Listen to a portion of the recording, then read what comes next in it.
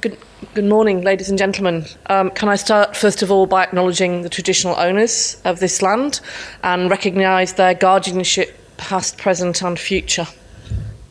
It's a great pleasure to be here, if for no other reason than Holger already knows that I hate the title. So one of the challenges that you have in front of you as you go forward today is to think of a bit different title.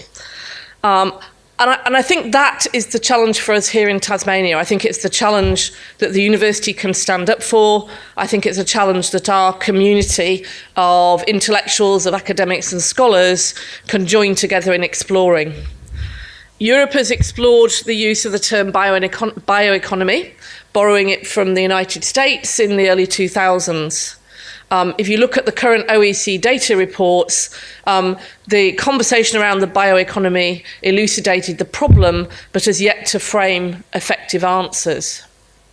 And we're here today because we have on our shoulders the responsibility as a university to provide answers that will be meaningful, not for tomorrow, because that's taken care of.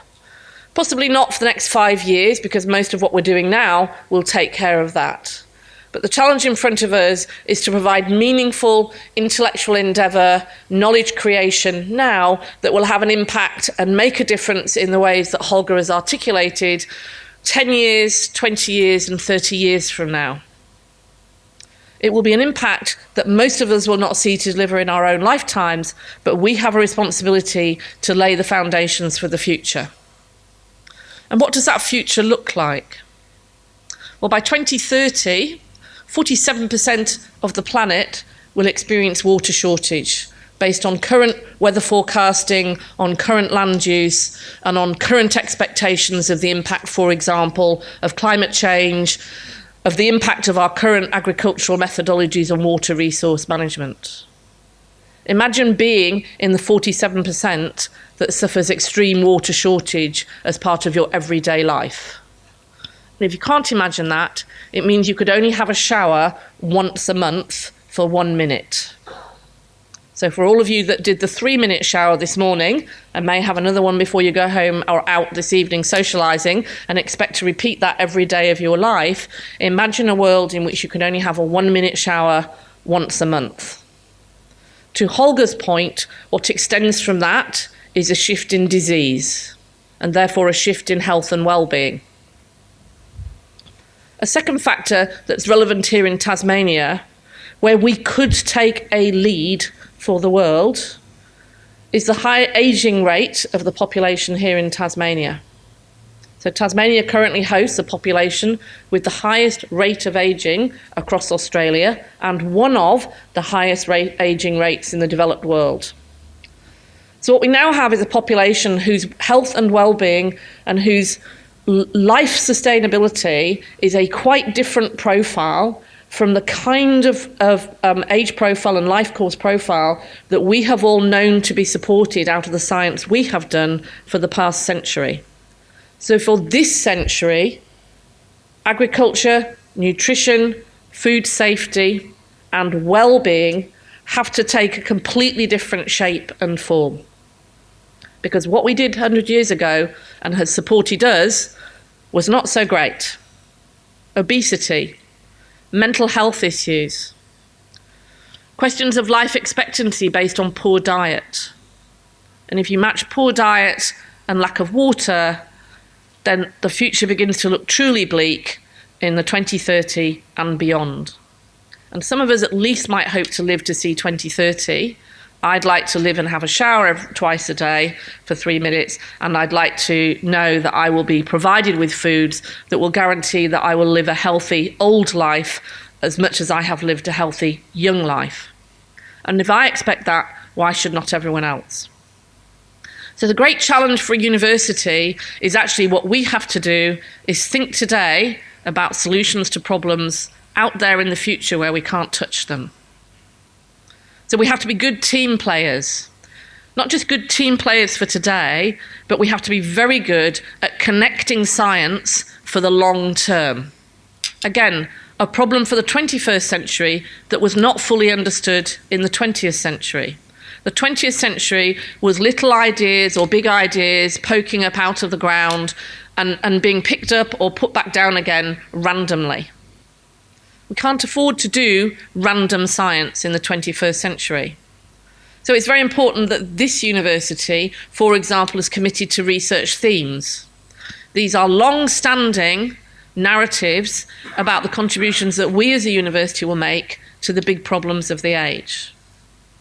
They are narratives that are explored and developed by interdisciplinary groups working in partnership.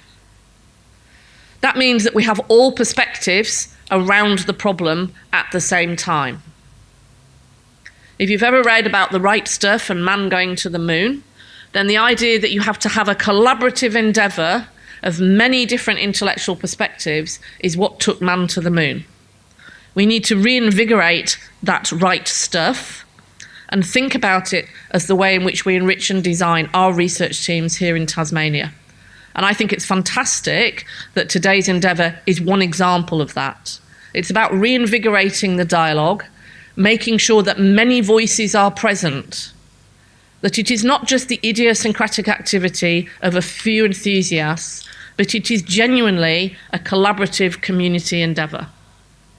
And I think that speaks to the research that we do across the whole institution. And I'm very grateful for the fact that the College of Sciences and Engineering, and particularly the Tasmanian Institute for Agriculture, have picked up this baton. They want to be part of the team race. They want to work collaboratively with intellectuals drawn from across the whole of the university and indeed from our communities across Tasmania. And that we work collaboratively to shared endeavour to that long-term goal. And that we make sure that not only are we doing exciting science now, but we are laying the foundations for that science to be communicated and transmitted quickly, effectively, and meaningfully into practice. Be that practice better use of water resources on the farm. Be that practice better use of food design and better knowledge and understanding of food design, so that our population and those that will follow will eat well and as a consequence live well and truly live well because of the science endeavour that we will support here today. So first of all, I'd offer my congratulations to the team. I think this is a great endeavour, it's inspiring. Secondly, I seriously mean it, please come up with a different title. And I'm almost prepared to give a prize for a new title, and everybody knows I don't give money away easily, but I'm always prepared to give money away. So second challenge is to come up with a new title. But most importantly, the third challenge is that you do actually connect and communicate with each other, so that what will start here is a new research grouping, a new research collaborative that will truly answer not only those problems for this state, but will mean that this state leads the conversation for the world, so that that 47% might be reduced down to half that number by 2030. I'd like 50% more of that 47% to be able to have a shower for 3 minutes every day, as opposed to one shower for 1 minute once a month. Ladies and gentlemen, thank you very much.